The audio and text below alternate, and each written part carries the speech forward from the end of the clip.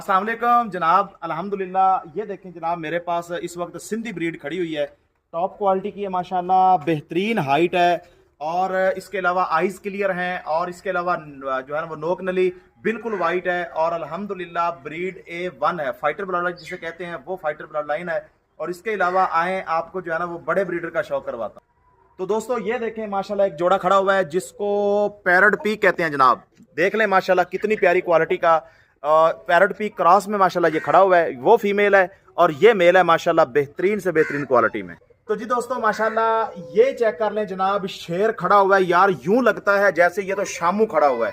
Quality देखें माशाल्लाह, white आंख है, पेपर वाइट है, वाइट नोक नली है, मजबूत गांठ जोड़ है माशाल्लाह। और हाइट इसकी जनाब जो खरीदने वाला है उसकी हाइट की तरह है जनाब। ये देख लें, ये माशाल्लाह एक पैरट पीक क्रॉस में माशाल्लाह पट्ठा खड़ा हुआ है, इंतहाई टॉप क्लास का, ब्लू आइज में है माशाल्लाह, अभी क्रीज में है और क्वालिटी इसकी A1 है। बस का